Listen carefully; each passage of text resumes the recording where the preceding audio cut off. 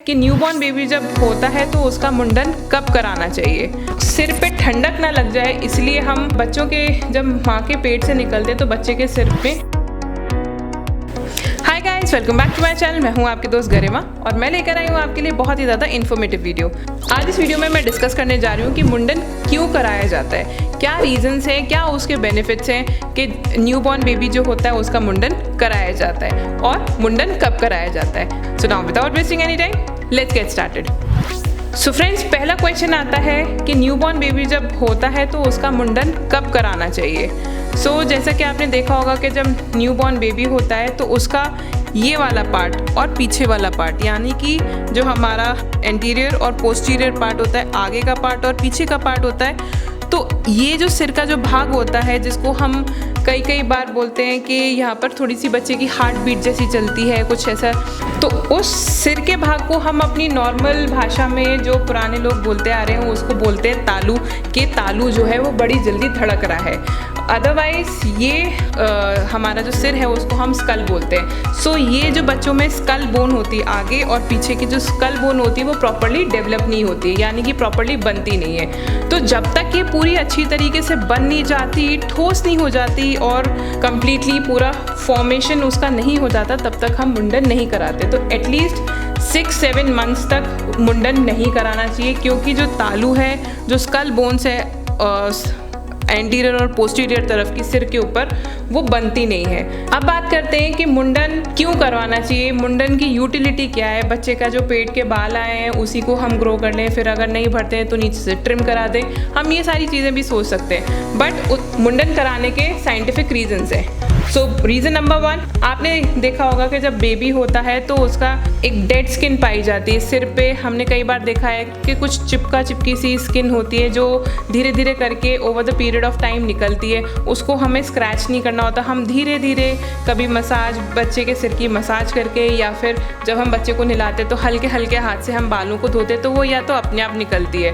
और कई बार आपने ये ऑब्जर्व किया होगा कि बच्चों को क्रेडल कैप हो जाते हैं, डेड स्किन हो जाती है, और बच्चों के जब माँ के पेट से निकलते हैं तो बच्चे के सिर में इन्फ्लेमेशन होती है, जैसे कि रेडनेस होती है, रैशेस हो जाते हैं, छोटे छोटे दाने हो जाते हैं। तो इन सब चीज़ों को अवॉइड करने के लिए मुंडन कराया जाता है। तो जब पहली बार मुंडन कराया जाता है, जब पहली बार शेव किया जाता है, तो वो जो सारी डेड स्किन होती है, जो भी बच्चे के सिर पे इन्फ्लेमेशन होती है, वो सारी की सारी ख़त्म हो जाती है और आप बच्चे का जो हेड होता है वो कम्प्लीटली क्लीन हो जाता है। क्लीन होने के बाद में बच्चे का न्यू जो फॉलिकल्स वगैरह होते हैं वो भी ओपन होते हैं और बाल जो है वो अच्छे आते हैं। दूसरा रीज़न ये है, बच्चे का बॉर्न होता है तो आपने देखा होगा पैचेस में बाल आते हैं, या कुछ हल्के बाल होते हैं, बहुत ही सॉफ्ट बाल होते हैं, कुछ थोड़े बाल होते हैं। तो जब आप मुंडन करा देते हैं तो उससे क्या फ़ायदा होता है कि जो बालों का जो टेक्सचर है वो अच्छा होता है और बाल जो है वो घने भी आते हैं।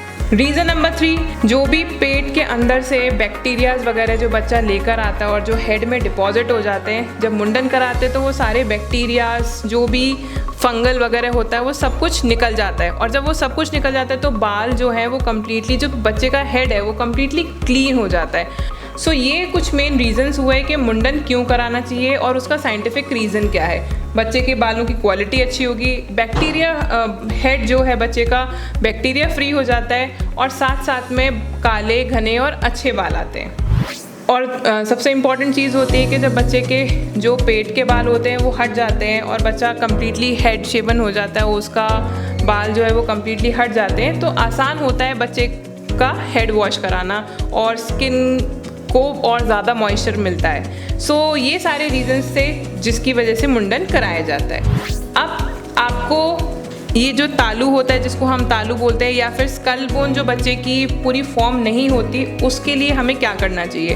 तो आपने यूजुअली देखा होगा कि जब न्यूबॉर्न बेबी होता है तो हम उसका सिर का जो पार्ट है और कान वगैरह का पार्ट है वो हमेशा ढक के रखते हैं। वो इसलिए ढक के रखते हैं क्योंकि यहाँ पर जब बेबी बॉर्न होता है तो बहुत सारे बालों के साथ में यूजुअली नहीं होता है, तो थोड़े पैचेस में बाल होते हैं या हल्के बाल होते हैं, और ये वाला जो स्कल का जो बोन है वो प्रॉपर्ली फॉर्म नहीं होती है। तो उस सिर पे ठंडक ना लग जाए इसलिए हम बच्चों को हमेशा टोपी पहनाकर रखते हैं, और हमेशा बच्चों को टोपी पहनाकर पतली सी चाहे कॉटन के कपड़े से अगर गर्मी है, और अगर सर्दी है तो डेफिनेटली आपको एक वुलन अच्छी कोजी कंफर्टेबल कैप बच्चे को ज़रूर पहनानी चाहिए। दूसरी चीज़ ये स्कल बोन को थोड़ा सा स्ट्रॉन्ग करने के लिए, और ये जो एरिया कभी सूखना नहीं चाहिए, स्कल की जो बोन है या सिर जो है बच्चे का सूखना नहीं चाहिए, तो उसके लिए क्या किया जाता है, कॉटन को आप कोकोनट ऑयल में अच्छे से डिप करिए, और वो जो कॉटन का जो पीस है आप बच्चे के तालू पर, यानी कि ये फ्रंट साइड में आप रख दीजिए, जिससे कि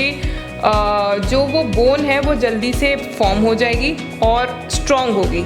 सो फ्रेंड्स, ये सारी चीज़ें थी कि क्यों हम मुंडन कराते हैं, क्यों मुंडन एसेंशियल है, कब कराना चाहिए, और जब तक आप मुंडन नहीं कराते हैं तो तब तक बच्चे के सिर का ध्यान जो है वो किस तरीके से रखना चाहिए। सो होप आपको मेरी वीडियो पसंद आई होगी। प्लीज़ लाइक एंड शेयर करना ना भूलें, चैनल को सब्सक्राइब ज़रूर करें, एंड अपने कमेंट्स मेरे साथ में कमेंट बॉक्स में ज़रूर शेयर करें। So then see you soon in the next video. Thank you.